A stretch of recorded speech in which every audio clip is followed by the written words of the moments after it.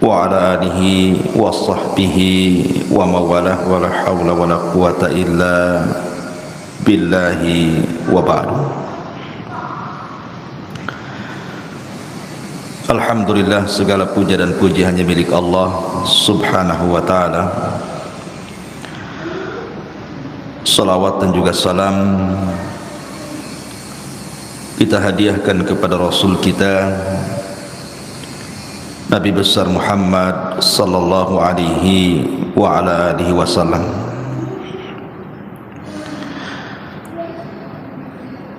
Ma'asyiral muslimat yang dimuliakan Allah subhanahu wa ta'ala, alhamdulillah di pagi menjelang siang ini kembali kita bisa duduk untuk bertalabul ilmi. Dan pembahasan di pagi menjelang siang ini kita akan membahas tentang beberapa penyesalan manusia di hari yang tidak ada guna penyesalan itu di hadapan Allah subhanahu wa ta'ala.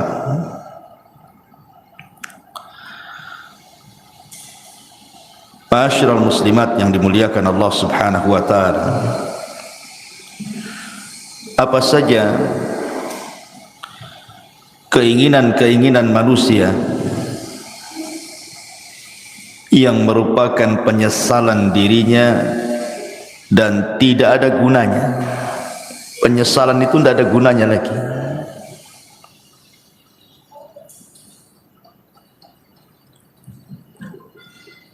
Kalau kita lihat di kehidupan kita ini,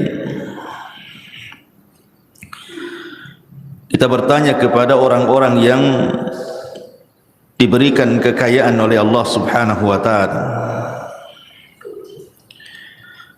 pasti keinginan mereka itu ingin bertambah kaya lagi. Karena biasanya orang-orang yang diberikan dunia itu mereka tidak akan puas dengan dunia yang dimilikinya. Makanya Anas bin Malik radhiyallahu an mengatakan, menukilkan sabda Nabi sallallahu alaihi wasallam, "Lau anna libni Adam wadiyan min dhahab." Kalau seandainya anak Adam ini memiliki satu lembah semua emas, ahabba ayyakuna lahu wadiyan, pasti dia berkeinginan untuk menambah 2 lembah emas lagi. Walan yamla'a fahu illa turab wa yatubullahu ala man tab. Dan orang ini tidak akan puas mengejar cita-citanya untuk mengumpulkan dunia kecuali tanah yang menimbunnya. Kalau sudah ditimbun tanah, baru tahu, barulah dia menyesal. Ma'asyiral muslimat yang dimuliakan Allah azza wa jalla, setiap manusia itu pasti akan melewati padanya sakaratul maut. Tidak ada satupun manusia pasti akan melewati yang disebut dengan sakaratul maut. Karena Allah subhanahu wa ta'ala mengatakan, wajaat sakratul maut bil haq dzalika ma kunta minhu tahid. Dan akan datang sakaratul maut, dan itu sebuah kebenaran. Itulah yang membuat manusia lari padanya. Apabila malaikat maut sudah dekat dengan kita, dan malaikat-malaikat pembantu malaikat maut ikut serta di dalamnya yang disebut dengan rusulul maut, rasul-rasul kematian. Ketika malaikat maut mulai mencabut nyawa kita, maka dimulai dari ujung jari jemari setiap manusia. Kemudian ruh itu berjalan sedikit demi sedikit sampai di tenggorokan. Ketika nyawa di tenggorokan inilah, maknanya manusia sudah tidak akan selamat lagi. Hatta idza balagatit tarak wa qila man rah. Sampai ketika ruh itu sampai di tenggorokan manusia, tidak ada yang bisa meruqyah dia, mengembalikan ruh ke dalam jasadnya. Disitulah dia terbayang keinginan-keinginan, penyesalan-penyesalan yang tidak ada guna penyesalan itu. Apa saja penyesalan-penyesalan yang akan dirasakan saat detik orang sakaratul maut itu? Walaupun dia menjerit kepada Allah Subhanahu wa taala untuk dikembalikan ke dunia, melaksanakan penyesalan yang sudah ia tinggalkan, baik perkara yang harus dilaksanakan atau perkara yang harus ditinggalkan, percuma saja penyesalan kala itu. Inilah kita akan bahas beberapa penyesalan-penyesalan ketika orang berada fi firashil maut, tempat tidur kematian. Apa saja penyesalan-penyesalan itu? Ma'asyiral muslimat yang dimuliakan Allah Azza wa Jalla, kita harus bedakan keinginan orang-orang yang beriman saat detik-detik kematiannya dengan cita-cita orang-orang yang mereka jauh daripada keimanan. Maka penyesalan mereka tidak ada gunanya. Contoh saja umniyatus salihin, kehendak dan cita-cita orang-orang saleh. Apabila ruhnya sudah dicabut, kemudian badannya berada di atas keranda kematian, kemudian dibawa ke kuburan, maka orang-orang soleh akan mengatakan saat jasadnya dibawa ke kuburan, qaddimuni qaddimuni, segerakan aku, segerakan aku, segerakan aku, segerakan aku. Maksudnya jangan dilambatkan jalannya supaya cepat dikubur, karena dia tahu di hadapan dia ada nikmat yang luar biasa. Tetapi kalau dia orang fasik, orang jahat, maka dia akan berteriak kepada orang-orang yang membawa jasad dia ke kuburannya dan mengatakan, ya wailaha aina yadhhabuna biha. Celaka, celaka, hendak kau bawa kemana jasadku ini? Dia pun berteriak-teriak, tidak ada yang mendengar selain makhluk-makhluk di luar manusia dan jin. Ma'asyiral muslimat yang dimuliakan Allah Subhanahu wa taala, apabila seorang yang beriman betul-betul sudah dimasukkan ke dalam kuburan, kalau dia meninggal karena mati syahid, maka dia akan meminta kepada Allah Subhanahu wa taala untuk dikembalikan ke dunia. Untuk apa? Untuk berperang kembali dan mati syahid kedua kalinya, dan itu kemuliaan baginya. Makanya Jabir bin Abdullah radhiyallahu anhu pernah menceritakan saat kematian ayahnya Abdullah ibn Haram. Jadi saat kematian Abdullah ibn Haram, Jabir bin Abdullah ini, dia merasa sedih. Bagaimana tidak ayah tercintanya satu-satunya harus mati syahid di Uhud. Kemudian sambil memeluk ayahnya yang sudah tidak bernyawa itu, maka Nabi SAW mengatakan, ya Jabir, tabki aw la tabki, wallahi ma kallama Allahu ahadan qat min wara'i hijabin wahiyan abaka fakallamahu kifahan bila turjuman. Jabir menangis ataupun engkau tidak menangis, sungguh Allah Subhanahu wa taala tidak pernah bicara pada siapapun di balik tabirnya secara wahyu kecuali bapakmu. Bapakmu diajak bicara oleh Allah tanpa penerjemah, di mana Allah Subhanahu wa taala mengatakan kepada ayahmu, tamanna ya abdi, berangan-anganlah wahai hambaku, bercita-citalah wahai hamba-hambaku. Ya abdi tamanna alayya u'tik, wahai hambaku, mintalah sesuatu kepadaku, aku akan beri. Maka ayahnya Jabir, Abdullah ibn Haram mengatakan, ya Rabb, ya Rabb, tuhyini fa'aqtulu fika thaniyatan, hidupkan aku kembali ya Rabb, supaya aku bisa berperang untukmu kedua kali, dan aku bisa mati syahid kedua kalinya. Tapi Allah Subhanahu wa taala mengatakan, innahu qad sabaqa minni annahum ilaiha la yarji'un. Tidak mungkin wahai Abdullah, orang yang sudah mati itu hidup lagi. Kemudian Abdullah ibn Haram mengatakan, kalau begitu sampaikan kepada orang-orang yang masih hidup akan posisiku di hadapan.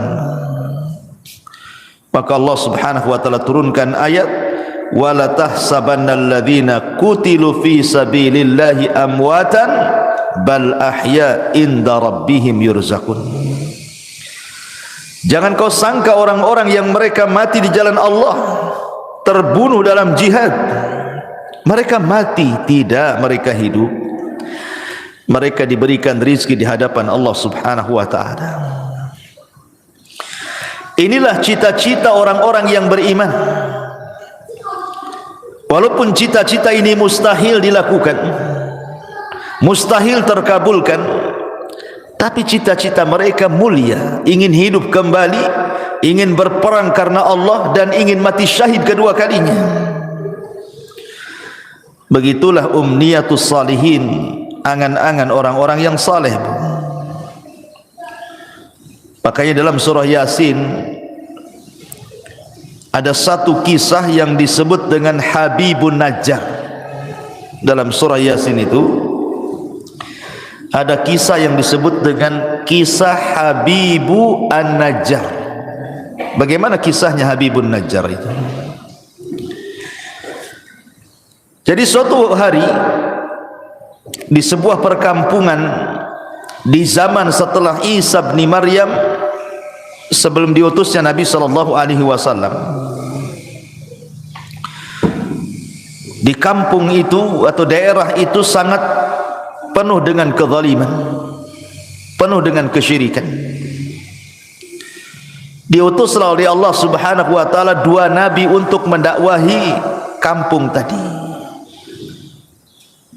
Ada yang mengatakan bahwa dua orang ini bukan nabi tetapi murid-muridnya Isa bin Maryam untuk mendakwahi daerah tersebut, tapi didustakan oleh kaumnya. Akhirnya Allah Subhanahu wa taala mengutus satu lagi untuk menguatkan yang dua orang yang sedang berdakwah itu, tapi didustakan lagi, sampai akhirnya tiga utusan ini hampir dibunuh. Datanglah seorang laki-laki yang bernama Habibun Najjar, yang sudah beriman sebelumnya kepada tiga utusan ini, memperingatkan orang-orang yang menentang tiga utusan itu. Kemudian malah dia jadi sasaran pembunuhan. Niatnya membela para utusan, akhirnya dibunuh oleh orang kampung itu. Ketika dia mati, maka ruhnya diperlihatkan sorga dan kenikmatan-kenikmatan di dalamnya, sampai Allah katakan qila dkhulil jannah, masuklah kau Habibun Najjar ke dalam surga. Qala, maka Habibun Najjar mengatakan, ya laita qaumi ya'lamun bima ghafara li rabbi wa ja'alani minal mukramin. Duhai kiranya kaumku tahu, duhai kiranya kaumku tahu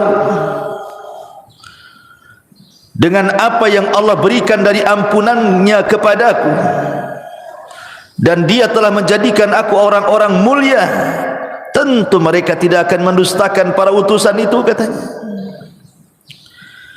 Itulah umniyatus salihin, cita-cita, keinginan-keinginan orang-orang soleh apabila sudah meninggal.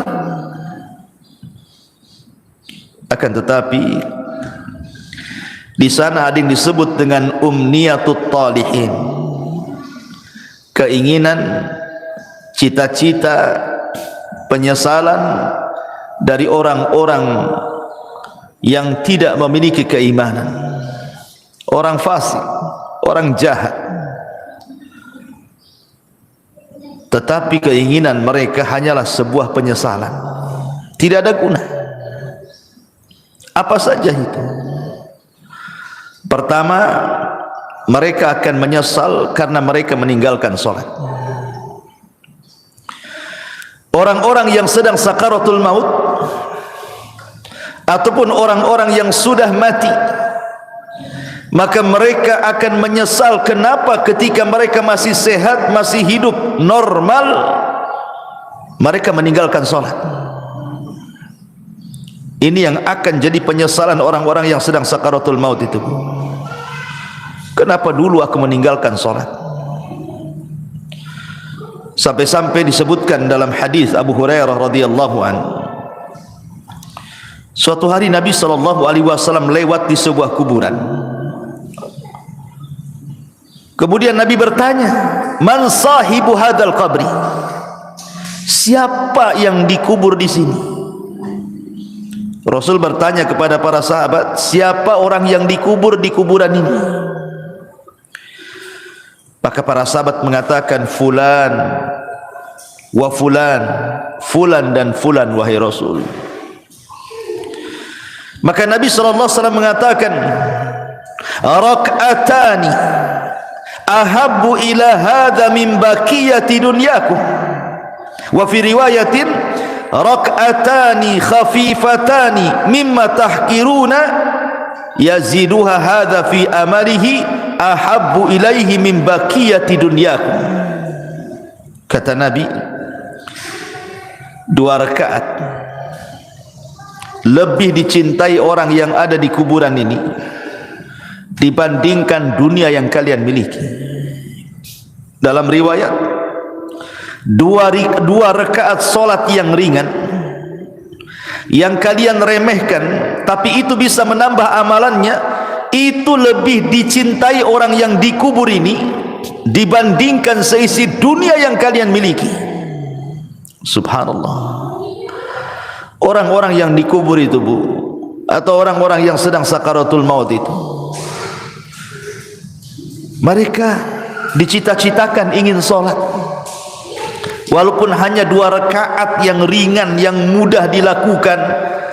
Tapi apalah gunanya penyesalan itu? Menyesal dia kenapa tidak sholat, menyesal kenapa dia tidak melakukan 2 rakaat sholat. Tapi apa gunanya penyesalan itu? Tidak ada guna. Tidak ada guna penyesalan itu. Padahal Nabi SAW saat detik-detik wafatnya, apa kata Rasul? As-salatu salat wa ma malakat aimanukum. Jaga salat, jaga salat, dan hamba-hamba sahaya di antara kalian. Bahkan Umar bin Khattab radhiyallahu an, saat detik-detik wafatnya, Umar sampai mengatakan, la hadza fil Islam liman tarakas salat. Tidak ada bagian dalam Islam, kata Umar, bagi orang yang tidak melaksanakan salat.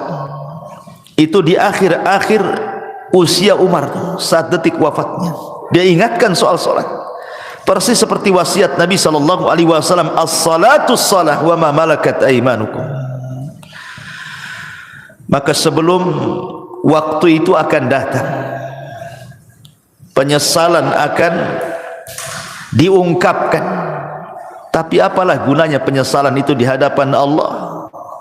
Maka dari sekarang jangan pernah tinggalkan salat, karena ini adalah penyesalan orang-orang sakaratul maut nanti. Tapi heran hari ini kan, Masya Allah ya, orang yang meremehkan salat itu kayaknya biasa-biasa saja, kayak nggak berdosa saja orang tak salat tuh, kayak nyantai gitu deh Bu ya. Kalau kita tanya sama orang yang tidak sholat tuh, kenapa kok tak sholat, katanya, nanti katanya, kalau sudah dapat hidayah, katanya. Ngomongnya enak saja kayak gitu juga. Bukankah engkau seorang muslim, kenapa kau tidak sholat, katanya. Entah kenapa saya malah sholat, katanya. Kayaknya bukan beban bagi dia gitu ya. Padahal orang yang meninggalkan sholat itu bisa kafir tuh. Kata Nabi sallallahu alaihi wasallam, al-ahdu bainana wa bainakumus salat faman tarakaha faqad kafar. Perbedaan kita loh dengan orang kafir itu salat. Kalau dia meninggalkan salat berarti apa bedanya dengan kafir? Makanya Rasul mengatakan faman tarakaha faqad kafar. Siapa yang meninggalkan bisa kufur dia. Maka Bu, nasihati kalau ada keluarga yang tidak salat, ajarkan salat, suruh mereka salat. Jangan sampai datang waktu di mana dia ingin salat tapi keinginannya hanya menjadi penyesalan bagi dia, karena tidak ada guna. Nyawa sudah di tenggorokan, itu sudah enggak ada guna lagi taubat. Innallaha yaqbalu taubata 'abdin ma lam yugharghir. Sungguhnya Allah subhanahu wa ta'ala itu hanya menerima taubatnya seorang hamba sebelum nyawa di kerongkongan. Ini yang pertama. Penyesalan yang kedua, as-sadaqah, sedekah. Allah subhanahu wa ta'ala mengatakan dalam surah Al-Munafikun ayat 100, ayat 10 sampai 11, wa anfiqu mimma razaqnakum min qabli an ya'tiya ahadakumul maut fayaqula rabbi laula akhartani ila ajalin qarib fa asaddaqa wa akum minas salihin walan yuakhirallahu nafsan idza jaa ajaluha wallahu khabirum bima ta'malun. Allah subhanahu wa ta'ala sudah mengingatkan jauh-jauh hari sebelum datang detik-detik kematian itu. Infak, perbanyak sedekah dari rizki yang kami rizkikan kepada kalian sebelum datang satu hari kematian akan menjemput kalian, dan kalian mengatakan Rabbi ya Rabb laula akhartani ila ajalin qarib, kalaulah engkau hidupkan aku sesaat, kalaulah engkau sembuhkan aku sesaat. Apa yang terjadi? Fa asaddaqa wa akum minas salihin, aku janji aku akan sedekah dan aku akan menjadi orang baik. Tetapi Allah mengatakan walan yuakhirallahu nafsan idza jaa ajaluha, tidak mungkin Allah mengakhirkan hidupnya kalau sudah datang ajalnya. Tidak mungkin Allah mengakhirkan hidupnya, mengembalikan nyawa yang sudah ditenggorokan dikembalikan kepada badannya kalau sudah ditetapkan hari itu dia harus mati. La yastakhiruna sa'ata wa la yastaqdimun. Kalau kematian itu datang tidak mungkin diakhirkan, tidak mungkin dimajukan pas waktunya. Disitulah penyesalan datang. Ketika nyawa ditenggorokan, mulailah dia terpikir, teringat dengan harta yang selama ini dikumpul-kumpulkannya. Harta itu bukan harta kita, Bu. Harta itu harta Allah. Harta itu datang bukan karena kecerdasan kita.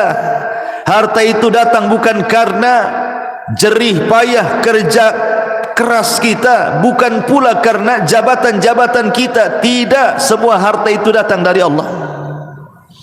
Makanya Qarun ketika mengatakan innama utituhu min ilmin indi, harta itu datang karena kecerdasanku, Allah katakan fa khasafna bihi wa bidarihil arda, kami tenggelamkan si Qarun dan seluruh kekayaannya. Ya, karena kekayaan itu bukan milik Qarun, kekayaan itu milik Allah. Semua kekayaan itu milik Allah, tidak ada secuil pun milik kita. Allah hanya minta sedikit dari harta kita itu. Allah tidak minta banyak seperti zakat. Allah hanya minta 2,5% dari 85 gram emas itu. Tidak banyak. Apalagi itu harta bukan harta kita, harta Allah. Tetapi karena manusia zuyyina linnasi minasyahwat, dihiasi syahwat-syahwat dunia inilah, akhirnya dia bakhil. Dia baru tahu setelah nyawa di tenggorokan, baru dia sadar, kenapa dulu aku tidak sedekah? Laula akhartani ila ajalin qarib fa asaddaqa wa akum minas salihin. Kenapa aku tidak sedekah ketika aku sehat?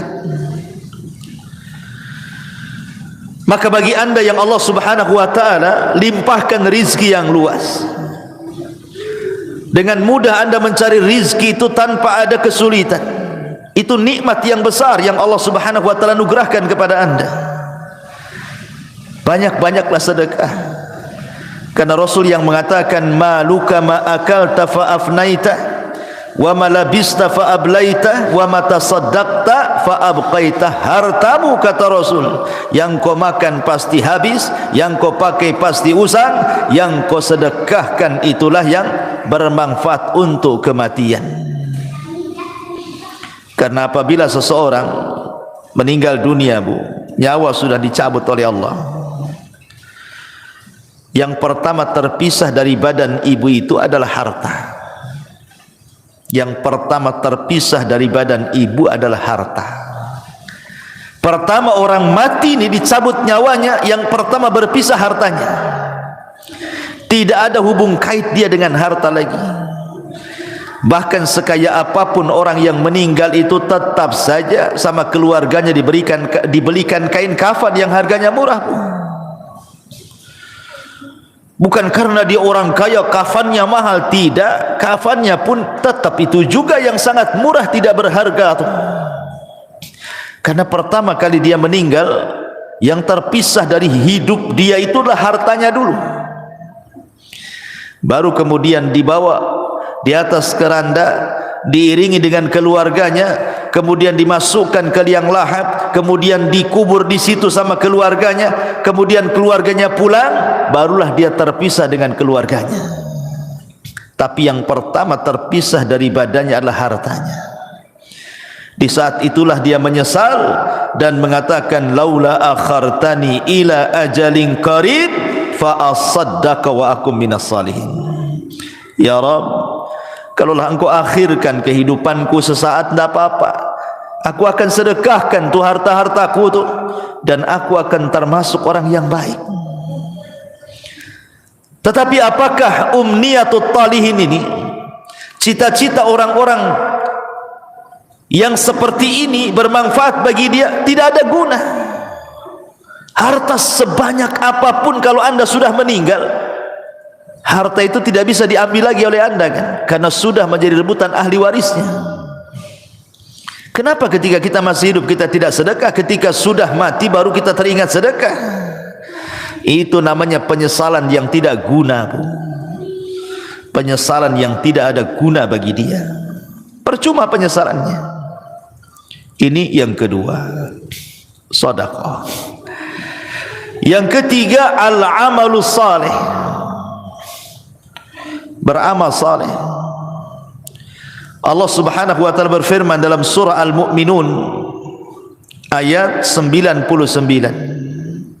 sampai 100. Allah mengatakan hatta idza jaa ahadahumul mautu qala rabbirji'uni la'alli a'malu salihan fima tarak kalla innaha kalimatun huwa qailuha wa min waraihim barzakhun ila yaumi yub'atsun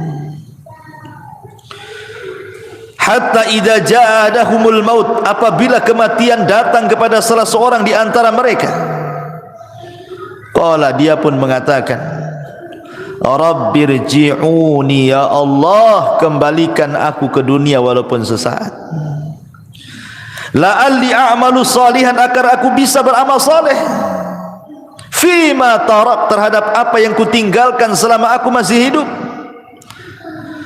Jadi orang-orang ini, Bu, apabila nyawa di tenggorokan, apabila nyawa sudah di tenggorokan, sudah tidak mungkin diselamatkan, tidak mungkin lagi hidup lagi orang ini, maka dia akan menjerit-jerit dan mengatakan, Rabbirji'uni, Rabbirji'uni, ya Allah, kembalikan aku ya Allah. Untuk apa? La'alli a'malu salihan, agar aku bisa beramal saleh, agar aku bisa beramal saleh. Fima tarak, dulu aku tinggalkan itu. Tapi Allah bantah dengan mengatakan, kalla innaha kalimatun huwa qailuha, ya Abdullah, mustahil, itu angan-anganmu saja, mustahil kau dikembalikan, itu angan-anganmu saja. Wa min waraihim barzakhun ila yaumi yub'atsun, karena antara dirimu dan dunia itu ada dinding pemisah yang disebut dengan barzakh, mustahil kau kembali ke dunia. Maka sebelum datang penyesalan yang tidak ada guna itu, Bu, perbanyak amal soleh, perbanyak amal soleh. Amal soleh kan banyak, baik yang bermanfaat untuk diri sendiri ataupun amal soleh yang bermanfaat untuk orang lain. Sekecil apapun amal itu pasti akan dibalas oleh Allah. Wa man ya'mal mithqala dzarratin khairan yarah wa man ya'mal mithqala dzarratin syarran yarah. Tapi apalah gunanya umniyatu talihin ini? Kalau sudah detik-detik wafat tiba-tiba mikir amal saleh, enggak ada guna, enggak ada gunanya. Yang ada dia akan dipertanggungjawabkan di hadapan Allah Subhanahu wa taala. Ini yang ketiga. Yang keempat, orang-orang yang akan menyesal saat detik-detik sakaratul maut adalah ketika di dunia dia tidak pernah membaca Al-Quran. Di dunia dia tidak pernah membaca Al-Quran. Sampai ada, Bu, di masyarakat itu yang usianya sudah 40 tahun, 50 tahun, 60 tahun, bahkan 70 tahun pun tidak pernah tangannya memegang mushaf Al-Quran, tidak pernah lisannya menggerakkan untuk membaca Quran. Subhanallah, di masyarakat itu ada, dia muslim KTP-nya, tapi sama Quran itu tidak pernah baca. Apalagi ketika Allah memberikan fitnah kepada kita berupa handphone ini, dia bisa loh mengikuti berita politik, berseri, hari ini apa beritanya, besok apa beritanya, lusa apa beritanya, terus diikuti itu. Orang berkasus disidangkan di pengadilan, kita tidak ada hubungan kerabat dengan dia, Bu, diikuti kasusnya. Cemana sidang hari ini, cemana sidang besok, cemana sidang lusa, padahal nggak ada manfaatnya untuk kita tuh. Ibu bukan saudara dia, dia pun bukan saudara ibu. Sibuklah ibu cerita tentang persidangan dia, disibukkan hari-hari. Belum lagi yang nonton kuliner tuh, diikutilah itu, apa nih hari ini dia masak apa nih, besok masak apa, lusa masak apa gitu.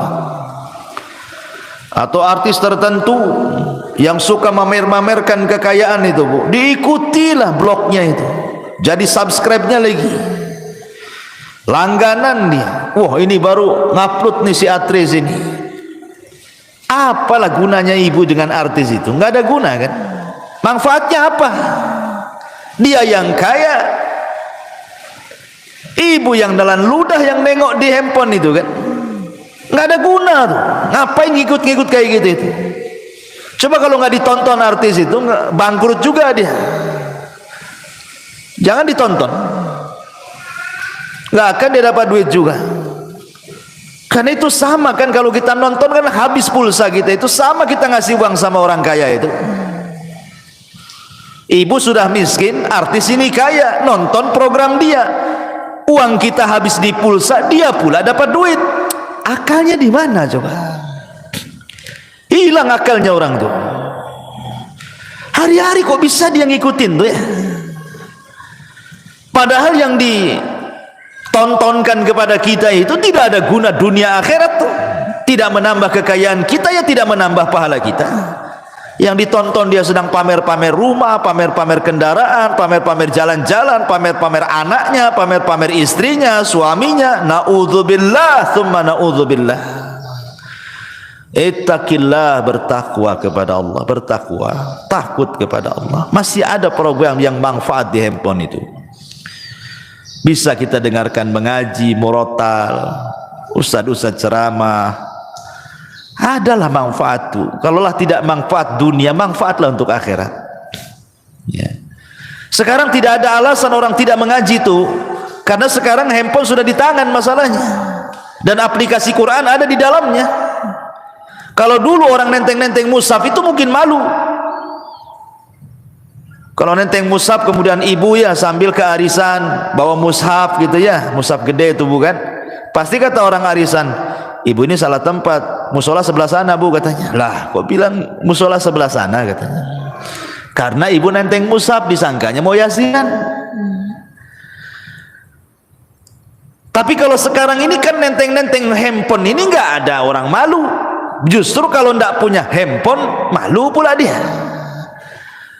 Lalu apa alasan kita nanti di hadapan Allah kalau Allah bertanya, kenapa ibu tak baca Quran? Kemudian ibu jawab bagaimana? Mushafnya di masjid ya Rabb katanya. Mushafnya ketinggalan di rumah. Lah itu mushaf ada di tangan loh sekarang. Karena setiap handphone itu ada aplikasi Quran. Tidak ada alasan untuk tidak baca Quran. Dan itu akan ditanya di hadapan Allah Subhanahu wa taala. Wa qala ar-rasul ya Rabbi inna qaumi ittakhidhu hadzal qur'ana mahjura. Wa qala ar-rasul, akan berkata Rasul kelak pada hari kiamat di hadapan Allah melaporkan akan umatnya, Rabbi inna qaumi ya Rabb, sesungguhnya kaumku ittakhadhu hadzal qur'ana mahjura. Sepeninggalku mereka sedikit demi sedikit meninggalkan Al-Quran, meninggalkan untuk memegangnya, meninggalkan untuk membacanya, meninggalkan untuk merenungkannya, meninggalkan untuk mempelajari tafsirnya, meninggalkan untuk mengamalkannya, bahkan melanggar isi-isinya. Mahjur. Ini akan datang suatu hari penyesalan, Bu. Ketika detik-detik nyawa di tenggorokan, maka orang akan teringat dengan Al-Quran. Karena salah satu pertanyaan itu juga Quran itu. Wa ma imamu, siapa pimpinanmu itu? Ikut siapa kamu ini? Jawabannya Quran. Jangan sampai detik-detik penyesalan itu datang dan tidak ada guna. Saat ruh sudah di tenggorokan, tiba-tiba kita berpikir dengan Quran, apa gunanya lagi? Anda sudah tidak bisa baca Quran, Anda saja dibacakan Quran. Orang yang detik-detik wafat itu kan sibuk tuh orang-orang baca Quran. Anda saja ditalkinkan tidak bisa ngomong, macam mana mau baca Quran? Apa nunggu kita tidak bisa menyebut kalimat kecuali la ilaha illallah baru terpikir ingin baca Quran? La ilaha illallah. Jangan. Ini akan jadi penyesalan yang tidak ada guna nanti. Dari sekarang kalau ada waktu baca Quran, baca Quran. Ya. Ma'asyiral muslimat yang dimuliakan Allah Subhanahu wa taala. Kemudian yang berikutnya penyesalan yang akan datang adalah dia akan menyesal kenapa di dunia dia tidak berkawan dengan kawan-kawan yang saleh.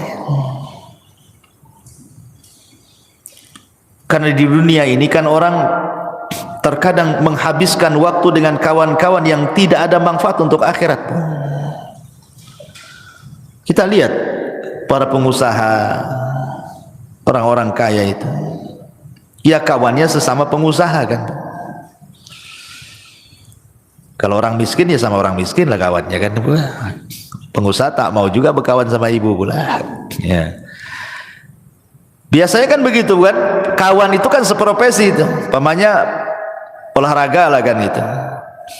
Kalau pemain bola ya pasti berkawan dengan pemain bola. Nah mungkin lah pemain bola berkawan dengan bulu tangkis, nggak nyambung tuh. Lah terkadang, subhanallah, kadang-kadang ya kita tidak hendak membicarakan lain-lain, ini hanya sekedar nasihat saja ya. Kadang ada orang tuh bergelut dengan dunia olahraga. Anggaplah dia mungkin timnas gitu ya. Hari-hari main bola saja tuh. Pagi latihan bola, siang latihan bola, sore latihan bola. Kawannya dengan orang-orang bola itu saja tuh. Besoknya gitu lagi, besoknya gitu lagi. Terkadang di antara mereka ada yang meninggalkan sholat, bahkan tidak sholat, bahkan mungkin kawannya orang kafir yang jelas-jelas kafir kan gitu.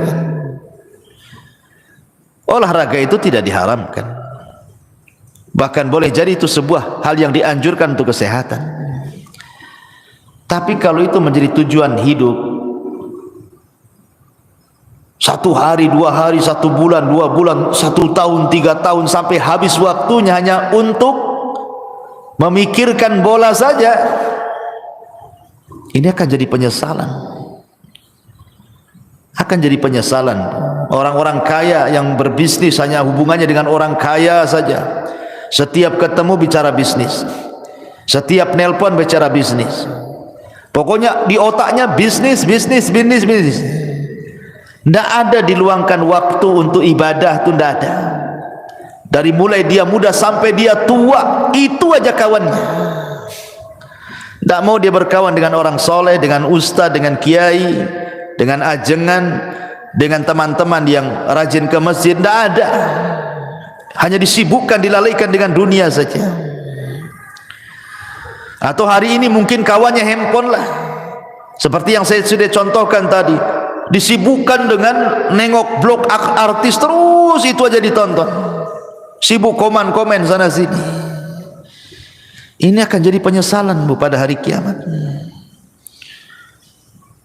Bahkan dia akan meminta kepada Allah Subhanahu wa taala, di mana penyesalannya akan dikemukakan di hadapan Allah, sebagaimana Allah katakan dalam surah Al-Furqan 27, wa yauma ya'addu dzalimu ala yadayhi yaqulu ya laitani ittakhadtu ma'ar rasuli sabila ya wailata laitani lam attakhid fulanan khalila.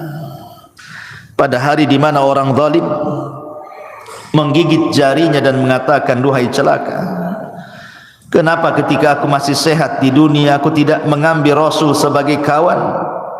Duhai celaka, celaka aku, kenapa aku tidak menjadikan si fulan itu kawanku? Makanya Hasan Al-Basri mengatakan, istaghfiru min sahibikumus salih fa innahu yanfa'ukum yaumal qiyamah. Cari teman-teman yang soleh, cari teman-teman yang baik, karena itu akan bermanfaat pada hari kiamat bagi pelakunya. Nanti akan menyesal kita Bu. Kita hari-hari sama si fulan, si alan, dihabiskan waktunya hanya untuk jalan kemari dengan si fulan, si alan itu, ngobrol dengan si fulan, si alan itu. Lupa bertahun-tahun, sampai lupa sholat, lupa puasa, lupa baca Quran, lupa zakat, macam-macam. Kan ada orang disibukkan hari-hari dengan itu saja kan Bu. Lah nanti akan jadi penyesalan Bu. Cari teman-teman yang baik, cari teman-teman yang saleh, supaya jangan jadi penyesalan di hadapan Allah Subhanahu wa taala. Ini kalau orang sudah sakaratul maut, tiba-tiba kemudian berpikir, kenapa aku tidak ke masjid? bersama orang-orang yang solat di masjid? Kenapa aku tidak mengaji bersama orang-orang yang mengaji? Kenapa aku tidak membaca Quran bersama orang-orang yang baca Quran? Gak ada guna tuh. Gak ada guna, itu hanya umniah saja, angan-angan, cita-cita saja tuh. Karena nyawa sudah di tenggorokan, apalah gunanya itu? Maka sebelum penyesalan itu datang, dari sekarang cari teman-teman yang baik yang bisa menyelamatkan kita. Ma'asyiral muslimat yang dimuliakan Allah Azza wa Jalla. Lalu apa lagi? Orang-orang yang melalaikan keluarga. Orang-orang yang melalaikan keluarga di masa hidupnya. Boleh jadi dia biarkan anak-anaknya bermaksiat kepada Allah. Orang tuanya membiarkan anaknya seperti itu. Anaknya membuka aurat, dibiarkan saja. Tidak pernah disuruh menutup aurat atau diberikan jilbab untuk menutup aurat. Anaknya hilang bergaul dengan siapa, tidak pernah ditanya, nak siapa kawanmu itu, solat tidak, pakai jilbab tidak, macam mana dia agamanya, tidak pernah ditanya. Kalau sudah keluar les, yang penting dia balik, ya kan? Tidak ada kecemburuan, tidak ada kecemburuan kepada keluarga. Terutama kepala-kepala rumah tangga itu disebut dayus namanya. Dayus itu orang yang dilaknat Allah karena tidak punya kecemburuan kepada keluarganya. Jangan sampai seperti Allah yang Allah katakan, antakula nafsun ya khasrata ala ma farrattu fi jambillah. Jiwa akan mengatakan, duhai aku rugi, ma farrattu fi jambillah, berapa banyak kemudian kelalaian-kelalaian yang aku lalaikan di sisi Allah. Aku tidak mengurus keluargaku, tidak bertanggung jawab kepada keluargaku, tidak mengarahkan mereka ke dalam agama, tidak mengarahkan mereka untuk salat, untuk baca Quran, untuk belajar agama. Semua akan ditanya nih. Semua akan ditanya dan akan menjadi penyesalan kelak pada hari kiamat. Amanah ini akan ditanya. Ya hasrata ala ma farrattu fi jambillah. Ma'asyiral muslimat yang dimuliakan Allah Subhanahu wa taala. Maka sebelum itu terjadi, arahkanlah orang-orang tua, ibu-ibu, supaya anak-anak itu menjadi anak yang soleh dan solehah. Karena itu manfaatnya untuk kita masalahnya. Apabila ibu sudah meninggal, siapa yang mendoakan itu kalau bukan anak-anak? Ibu sudah tidak bisa beramal di kuburan itu. Ibu hanya menanti doa anak-anak yang mengatakan, Rabbighfirli wali walidai. Ya Allah, ampuni aku dan kedua orang tuaku. Itulah harapan kita ketika masuk kuburan itu, adalah transfer doa-doa ampun dari anak-anak kita. Dan itu tidak mungkin dilakukan anak kecuali kita yang mendidik anak itu dari kecil sampai dia menjadi anak soleh dan soleh, baru dia akan doakan orang tuanya. Dan ini akan jadi penyesalan, kenapa dulu saya tidak didik anak saya. Pernah saya ceritakan kan sama ibu-ibu, saya itu waktu di Kijang, Tanjung Pinang sana, saya disuruh untuk memandikan jenazah. Ustaz, bisa enggak mandiin jenazah? Bisa, ada waktu insyaallah. Jadi saya datanglah ke rumahnya, saya mandikan jenazah, saya juga kafani bapak yang meninggal itu, kemudian saya solatkan. Ketika jenazah itu dari rumah hendak diangkat ke musola, karena dekat musolahnya dari rumahnya itu.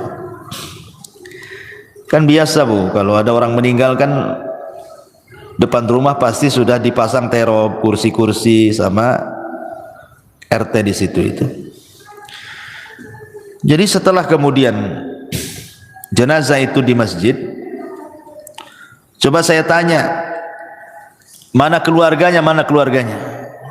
Biar dia di saf pertama mau saya bimbing supaya dia mendoakan orang tuanya, karena kan doa yang paling mustajab itu doa ketika sholat jenazah kan bagi si mayat itu, dan itu doa terakhir anaknya kan gitu. Habis itu tidak akan melihat lagi kekanak-kanak akan dikubur. Jadi saya panggil lah, mana anaknya? Jadi orang-orang mengatakan tuh anaknya tuh sedang duduk-duduk di kursi itu diteror, di bawah teror tuh katanya. Jadi saya bilang suruhlah mereka nyolati bapaknya tuh. Itu terakhir kali lah saya mau ngomong. Tapi dipanggil-panggil bu, anaknya nggak ada yang mau sholat, nggak ada yang mau nyolati bapaknya. Asli rokokan aja di situ. Sempat saya ngelus dada, subhanallah, ada anak yang durhaka kayak gini kan. Itu bapaknya terakhir mati bu, anaknya bukan satu orang, ada 5 orang, semua duduk-duduk di situ. Rokokan itu dipanggil-panggil, dia bilang sudah disolatkan aja katanya, disolatkan aja katanya. Tidak mau dia menyolat itu. Ada apa dia dengan bapaknya? Tapi dengan peristiwa ini kita lihat kan, ini yang salah mesti bapaknya nih ketika dia masih hidup. Tidak mungkinlah kalau seandainya bapaknya itu baik mendidik anak-anaknya itu, kok anak-anaknya nggak mau nyolati dia gitu kan? Mesti ada dendam dengan anak-anaknya ini. Ini saya saksikan bu. Apa menunggu seperti ini gitu ya kan? Orang tua ketika meninggal mau nyolatkan saja anaknya tidak mau gitu kan? Auzubillah. Ini penyesalan yang tidak ada guna orang seperti ini. Karena kalau sudah besar anak itu bisa melawan orang tuanya. Betapa banyak orang-orang tua yang sakit hati kemudian bercita-cita, nak kalau kau tahu durhaka kepadaku di dewasa ini, sudah kecekik kau di masa bayi biar mati. Banyak tuh orang tua itu yang menghendaki kematian anaknya karena kurang ajar dia kan. Di masyarakat kan banyak yang seperti ini bu ya. Jadi janganlah kemudian sampai datang pada waktunya tiba-tiba kita menyesal. Ketika nyawa di tenggorokan dia menyesal kenapa dulu dia tidak mendidik keluarganya, tidak mengarahkannya, tidak menasihatinya, tidak menjadikan mereka anak-anak yang soleh dan solehah.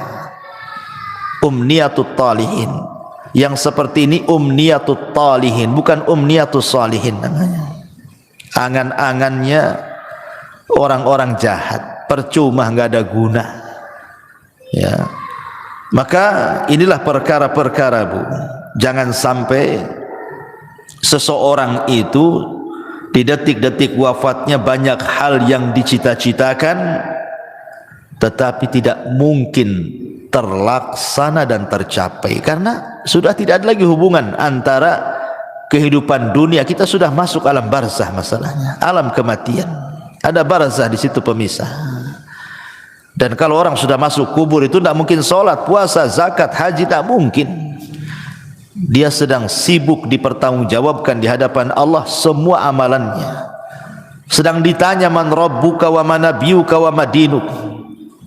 Sehingga disitulah banyak orang yang menyesal.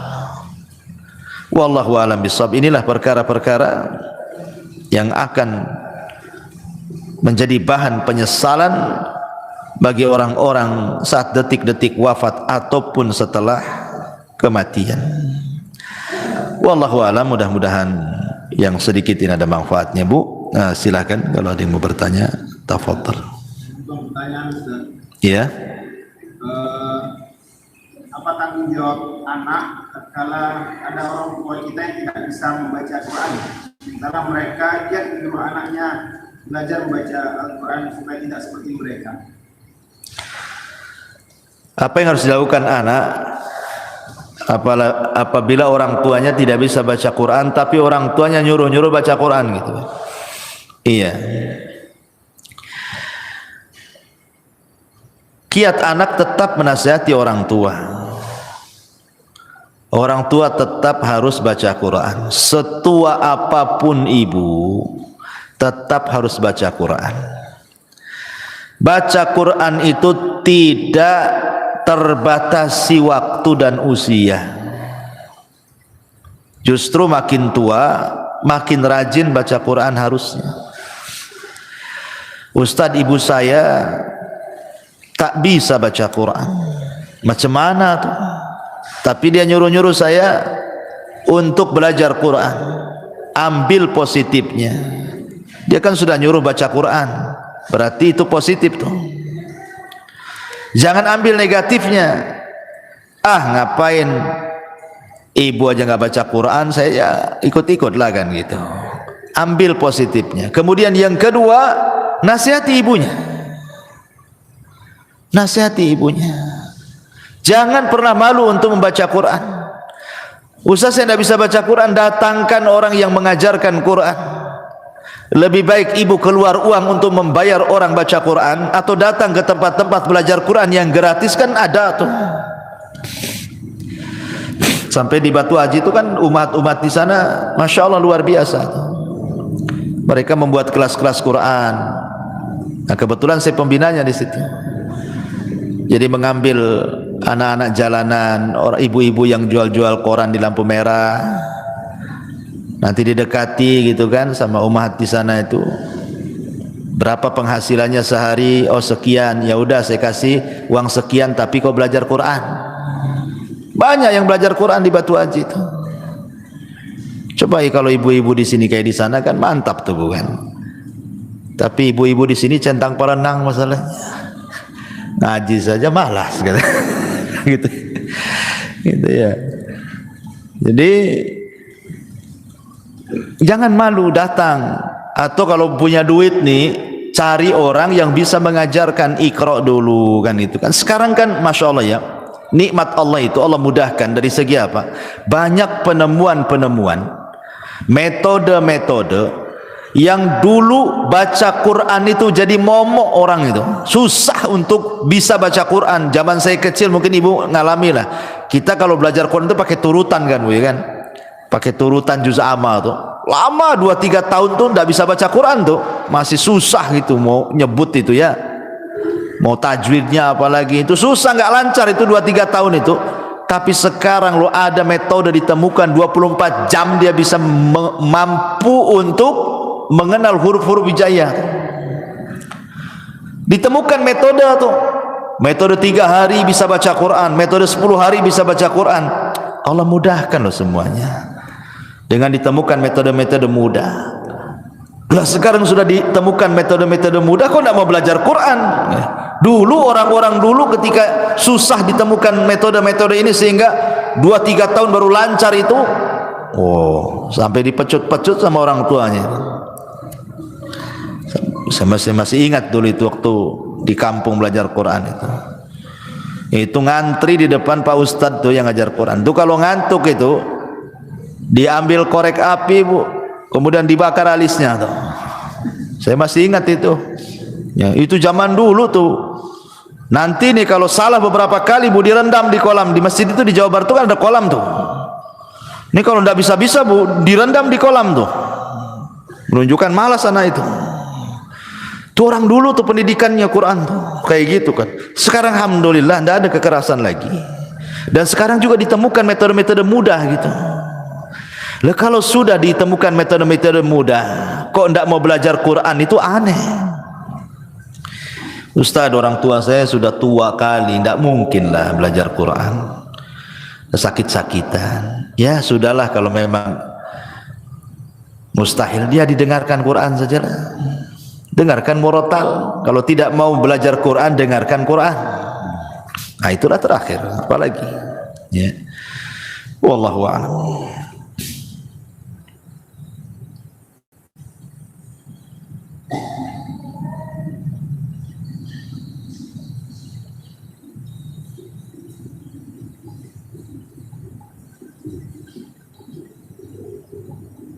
Lagi ibu.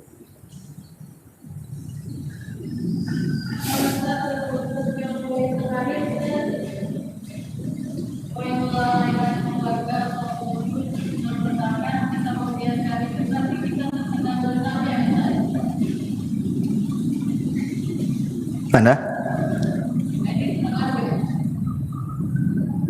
Nggak dengar pertanyaannya. Apa Akhedi? Yang melalaikan keluarga ya.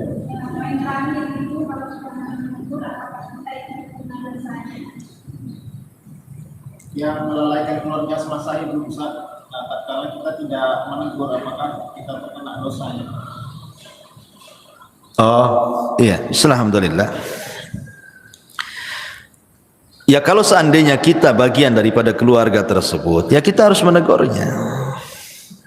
Kita harus menegurnya, jangan melalaikan.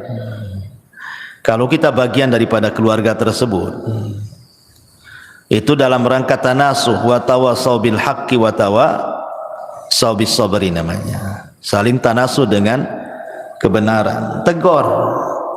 Pamannya ibu nih, ya, suaminya cuek-cuek saja gitu kan. Ibu pula yang berinisiatif. Ngomong, tolonglah bang, abang ini kepala keluarga. Ya, arahkanlah anak itu. Saya sudah coba juga ngarahkan anak, tak bisa-bisa gitu kan. Kerja saling mengingatkan, kan memang harus begitu, tanasuh saling mengingatkan. Kadang ada waktu-waktunya lalai, waktu-waktunya lupa, ya harus diingatkan. Atau umpamanya ibu mengingatkan keluarga saudara. Keluarga saudara umpamanya ibu punya adik, sudah berkeluarga lah gitu, hidupnya jauh dari agama. Ya ibu nasihatilah, deh janganlah kayak gitu. Ya sholat, ya sekolahkanlah anakmu itu di sekolah-sekolah Islam, gitu kan. Itu bagian tanasuh, walaupun itu bukan tanggung jawab ibu itu. Karena kalau sudah adik atau kakak itu kan sudah berkeluarga, kan sudah beda kamar kan gitu Pak ya. Ya, tetapi kan dalam rangka tanasuh ya tidak apa-apa, kita sampaikan saja kepada keluarga. Itu dalam rangka dakwah kepada keluarga, ku anfusakum wa ahlikum nara. Jaga diri kalian dan keluarga kalian dari api neraka. Ya tidak apa-apa, terus diingatkan saja. Wallahu a'lam. Subhanakal bihamdika asyhadu an la ilaha illa anta astaghfiruka wa atubu ilaik. Allahu ta'ala. Assalamualaikum warahmatullahi wabarakatuh.